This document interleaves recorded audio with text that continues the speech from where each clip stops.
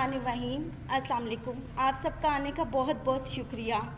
मेरी आज press conference करने का मकसद अपने साथ होने वाली माली और जिनसी ज़्यादती को मंजर आम पे लाना है।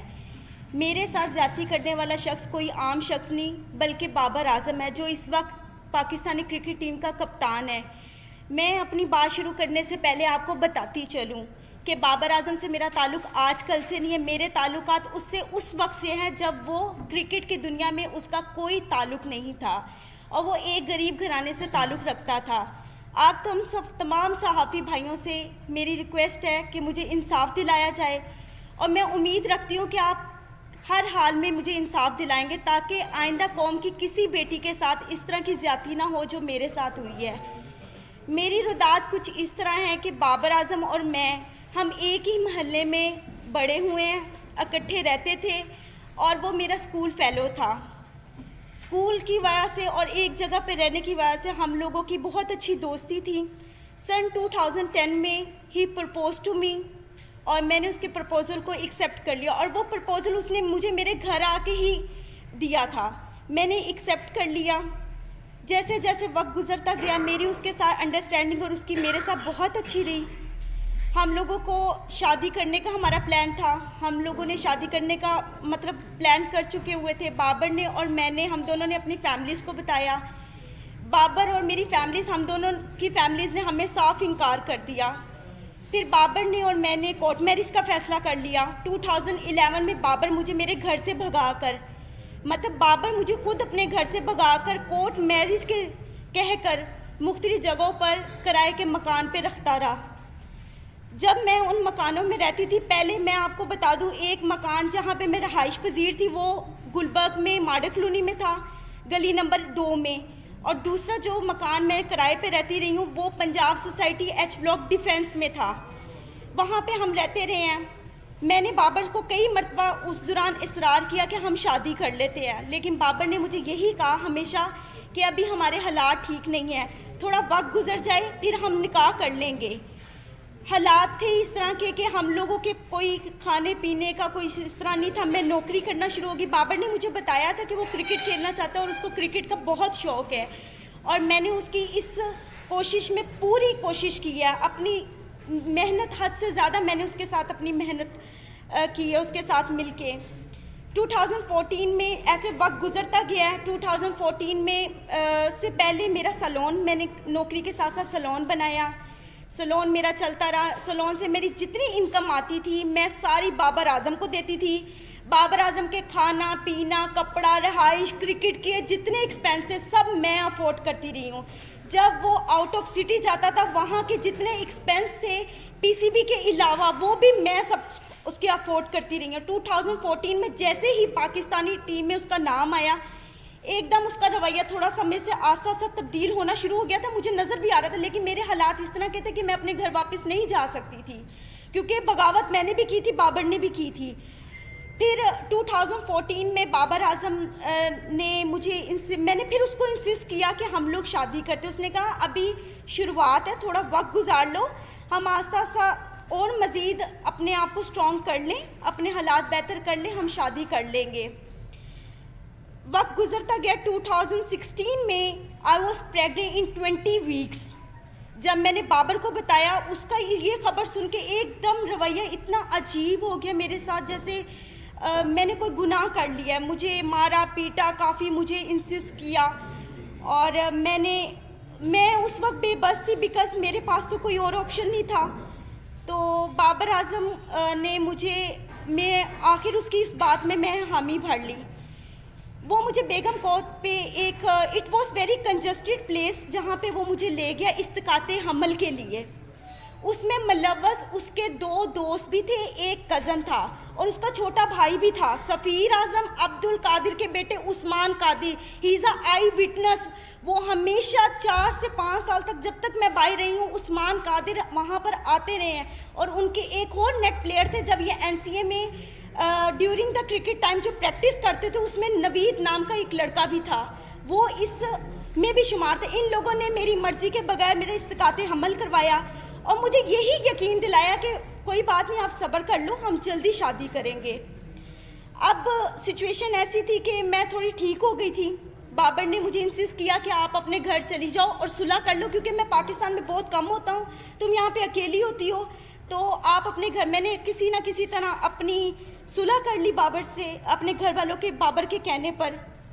जब मैंने सुलह की है, मैं अपने घर गई हूँ। बाबर का रवैया दिन ब दिन जैसे जैसे वो अरूज पे आ रहा, तो उसकी हवस भी उतनी बढ़ती जा रही थी। वो मेरे साथ वो ताल्लुकात बनाता रहा जो ना हमारा कोई कानून इस चीज़ की इजाज़त देता और ना ही हमें इस्लाम इजाज़त देता है।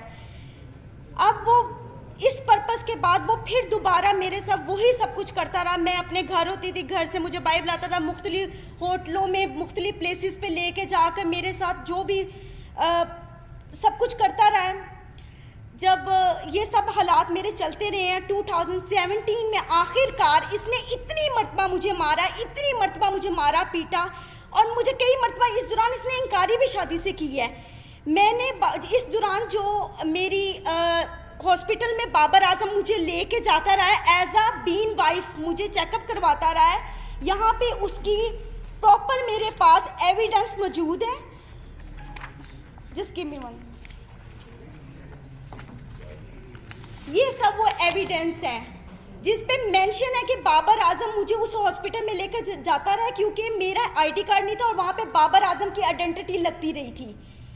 ठीक है, ये उस चीज़ के एविडेंस है। ये मुझे वहाँ पर लेके जाता रहा है, सब कुछ करता रहा। बिल आखिर मैंने तंग आके 2017 में पुलिस रिपोर्ट की बाबर के खिलाफ, जिसके पर्पस में इसके फैमिलीज ये सब आए हैं। उधर जब हमारे जो ऑफिसर थे जिन्होंने हमें देखा था, उस ऑफिसर ने ये फैसला किया कि आप बाबर को यहाँ पे पेश करें। बाबर पेश नहीं हुआ, लेकिन उसी रात सेम नाइट बाबर ने, जो ऑफिसर मौजूद थे उनके सामने, हमारा मशरूत सुलहनामा पे उसने मुझसे दस्तखत करवाए।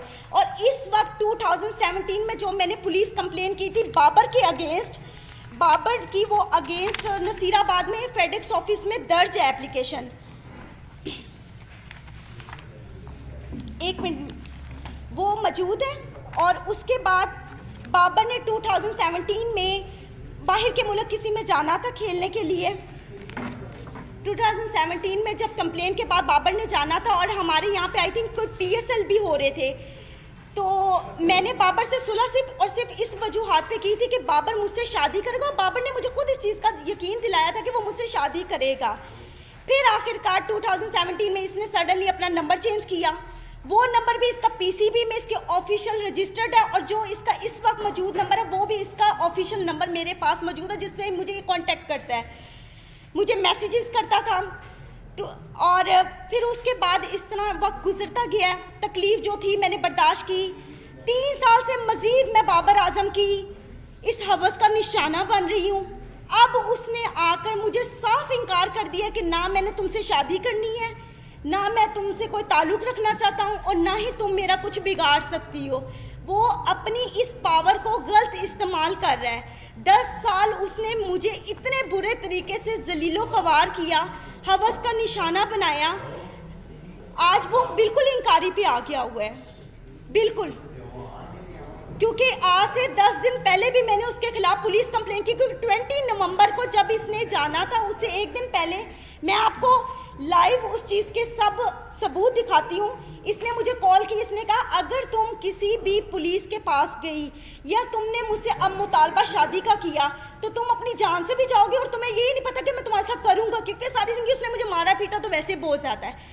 हद से ज़्यादा ज्यादती के बाद आज मैं यहाँ पे इंसाफ लेने आई हूँ। जी अच्छा, ये आप ना पिछले 10 साल की अपनी और बाबर आजम की गिरफ्तारियों की प्रेस कॉन्फ्रेंस कर रहे हैं जी, ठीक है ना? आपकी गिरफ्तारियों से हमारा क्या लेना देना, पहले ये क्लियर करें। देखें, आपका लेना देना ये है कि मेरा हक है, मैं कानून के पास जा सकती हूँ। जब मैं कानून के पास गई, मैं DSP के पास गालिब मार्केट गई है, SP गालिब मार्केट ने पहले सुना है, उन्होंने मेरी उस एप्लीकेशन को ट्रांसफ़र कर दिया माडा टाउन DSP के पास। आज तक DSP ने दोबारा मुझे पूछा ही नहीं है। बाबर आजम के पास मेरे तमाम वीडियोस, मेरी हर चीज़ उसके पास मौजूद है, हर चीज़ मौजूद है। सिर्फ वो अपनी पावर दिखाना चाहता है। जहाँ जहाँ पीसीबी ने जहाँ जहाँ इनको कमरे ठहरवाए पाकिस्तान के अंदर जब ये मैचेस खेलते थे, उसके साथ वाला हमेशा कमरा मेरा हुआ है, हमेशा। वो अभी भी अपने नंबरों से मुझे कॉल्स की हैं, उसने मुझे धमकियां दी हैं, डराने की, मारने की, ये सब मौजूद है।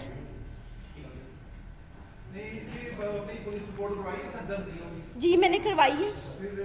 आप जो मेरा लीगल जो प्रोसेस चल रहा है वो आपको यही बता सकते हैं कि क्या लीगल अभी हम लोग एक्टिविटीज़ हमारी इसके खिलाफ हैं। जी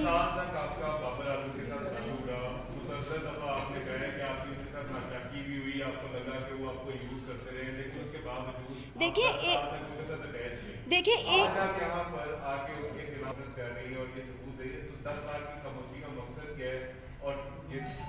देखिए 10 साल से मैं खामोश तो नहीं थी। मैं तो 2017 में भी गई थी पुलिस के पास, और आपको मैंने वो आई थिंक बताया भी है कि वहाँ पे मेरी कंप्लेन रजिस्टर थी। फिर भी मैंने सुलह इस बात पे की थी कि मेरे ख्याल में मुझे उससे मोहब्बत थी, हद से ज़्यादा मोहब्बत थी। देखिए बगैर कोई लालच के तो किसी के साथ इस तरह करता नहीं है। लालच नहीं था मुझे सिर्फ उससे मोहब्बत थी, और वो मोहब्बत मेरी यहाँ तक आज मैंने इसको स्ट्रगल करवाया है। आज ये जो सारी मीडिया और दुनिया के सामने ये बात करता है कि मेरे पेरेंट्स, मेरे फादर, मेरे सब सपोर्ट है। आप किसी भी मैच में जाकर, पिछले इसके मैचों में 17 से पहले जाकर आप देख सकते हैं बाबर आजम के कभी किसी भाई ने, किसी बाप ने वहाँ पर आकर देखा कि बाबर आजम क्या कर रहा है वहाँ पे? कभी भी किसी ने नहीं देखा। और आज तक 10 सालों में मैं बाबर आजम के एक पैसे की रवादार नहीं हूँ, क्योंकि मैं खुद सेल्फ मेड वूमेन हूँ, खुद कमाने वाली हूँ, क्योंकि मैंने बड़ी मेहनत की है दिन रात इसके पीछे कि ये किसी स्ट्रगल करके इसके किसी मुकाम पे पहुंच जाए। No doubt he is a very brilliant player, उसने मेहनत की है, लेकिन उस मेहनत के अलावा इंसान को और भी चीज़ों की ज़रूरत होती है, मेंटली तौर पे, फिनेंशली तौर पे। सबसे बड़ा हमारा जो पॉइंट होता है वो फिनेंशली तौर पे होता है सबसे बड़ा। आज तक बाबर के हर मोबाइल, हर चीज का सबूत मेरे पास मौजूद है, हर चीज। कितने को फाइनेंशियली कितनी सपोर्ट की है आपने बाबर? सर 4 साल में आप सुबह से रात तक, अगर मैं ब्यूटी पार्लर में 30,000 रुपया अर्निंग कर रही हूँ, 40,000 रुपया अर्निंग कर रही हूँ, वो सिर्फ और सिर्फ बाबर आजम के ऊपर ही जा रही है। सर करोड़ों की मलकियत होगी। 70 लाख रुपया का तो मेरे ऊपर सूद चढ़ा के ये गया था, जो मैंने आके 1 साल पहले उतारे हैं। इसको मोबाइल इंस्टॉलमेंट्स पे ले के आईफोन, सर आईफोन 4 सीरीज से लेके आईफोन 8 प्लस तक सीरीज मैंने इसको लेकर दी है। अगर आपका फाइनेंशियल तौर पे डैमेजेस देखे जाए, आपका कितने का क्लेम बनता है? सर मेरा करोड़ों रुपए का बनता है, करोड़ों रुपए का। सर देखिए बात बताऊं क्या है, अगर आप किसी के खिलाफ जाना चाहें ना, तो आप उसके प्रूफ भी इकट्ठे कर करके रखेंगे। जिस इंसान का दिल साफ हो वो वहाँ पे कीमतें थोड़ी बैठ के लिख रहा होता है। मैं आपको ये बता रही हूँ कि आज मेरा मुतालबा उससे पैसों का नहीं है, मेरा उससे मुतालबा सिर्फ और सिर्फ इस बात का है कि मेरी इतनी मेहनत का उसने मुझे क्या सिला दी है। आज जी मैंने दे दी हुई है।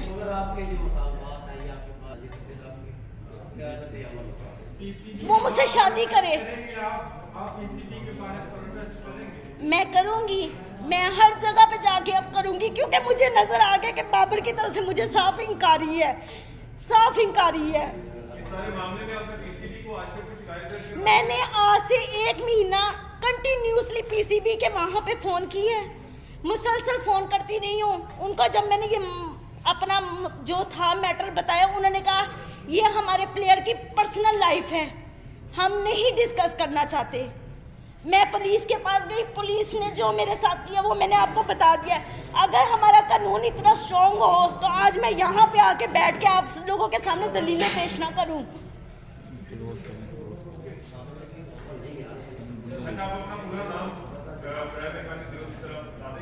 हामिजा जी, हामिजा हामिजा जी, हामिजा। आपकी जो अभी जो मामला हुआ, आपने कहा कि आपकी फैमिली के साथ आपकी सुलह होगी। आज आपकी फैमिली के मेंबरान के साथ ताल्लुकात कैसे हैं? क्या आज अपने आप भाई घर में रहती हैं, अपनी फैमिली के पास रहती हैं, या आज? जी मैं अपनी फैमिली के साथ रहती हूँ। मेरी फैमिली इस वक्त मुझे सपोर्ट कर रही है, और तब भी उन्होंने मुझे इंकारी की थी कि ये इस काबिल नहीं है, नहीं ये सब ठीक है। लेकिन अब वो उन्होंने मेरी बात को मानना ही था, क्योंकि मैं इतने सालों बाद घर गई हूँ और वो मेरे रिश्तेदारों को, लोगों को यही बता रहे हैं कि इसकी शादी हो चुकी हुई है। अच्छा, आपके काउंसिल से हमारी रिक्वेस्ट होगी, काइंडली बताइएगा इनका जो केस है उसकी कानूनी इस टाइम पर क्या जो है वो डेवलपमेंट क्या हो। जी मैं बता रहा हूँ जी। इन्होंने 20 नवंबर 2020 को CCPO लाहौर साहब को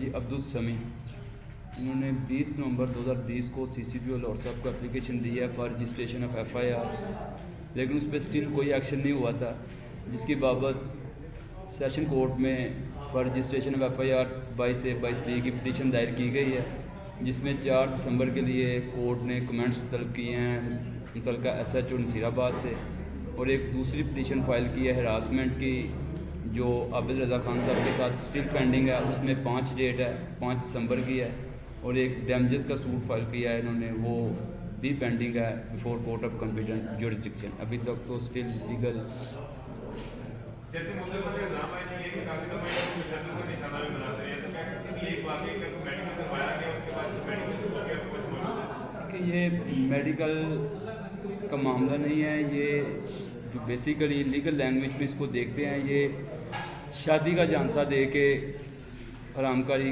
कह लें, वो लफ्ज़ मैं यूज़ नहीं करना चाह रहा, मेरे ज़बान ज़ेब नहीं दे रही। मैं सवाल ये करना चाह रहा हूँ आपसे कि बहुत दफा बाबर आजम ने इनको थप्पड़ मारे, इनके साथ इनके ऊपर तशद्दुद किया, वो इन्होंने आपने फरमाया जी। क्या एक दफा भी किसी तशद्दुद के बाद आप पुलिस वाले के पास? जी मैं गई हूँ 2017 में, मैं गई हूँ 2017 में, मैंने पुलिस के पास जाके। जी बताएं सर। जी अभी आपने बाकायदा शादी नहीं की? नहीं सर। शादी नहीं सर। ये सारा अफेयर का मामला है जी। ठीक है, आपके साथ जो भी ज्यादती हुई जिस तरह से, अब वो एक स्टार है जी। ठीक है, एक बात आपने देखा कि मेरे लिए कोई स्टार है, स्टार विवाह से हो गया, वो तो नहीं करेगा, आप प्रेस कॉन्फ्रेंस कर लें, एहतजाज कर लें, बस में जो भी आप वो नहीं करेगा, आपका चुनाव क्या करेगी सर? मैं अपनी लाइफ का सर वो तो स्ट्रगल है ही है, जिस तरह ज़िंदगी गुजरी वो तो मैं गुजार रही हूँ, लेकिन इस वक्त मेरा सबसे मेन पॉइंट बाबर आजम को सजा दिलवाना है। वो मेरा हक है, वो मुझसे कोई नहीं छीन सकता, वो मेरा हक है। जो ये आज तक वो मेरे सर करता, क्योंकि वो मुझे इस्तेमाल करता रहा है, सिर्फ और सिर्फ जहाँ से बाजी में मोहब्बत का कह के यहाँ तक आज मुझे लेकर आया है। आप चाहते हैं बीजेपी को ताने से हटाए? ऑफ कोर्स हटाए, क्योंकि कोई भी स्टार सिर्फ अपने ग्राउंड में छक्के और चौकों से नहीं बनता, अपने किरदार से और अपनी फितरत से बनता है। ऐसे बंदे का क्या पता कल वो पाकिस्तान को भी बेच दे, ऐसे बंदे का क्या पता है। जिस इंसान की फितरत एक औरत को लेके ऐसी है, वो किसी भी चीज़ पे कुछ भी कर सकता है। Thank you sir.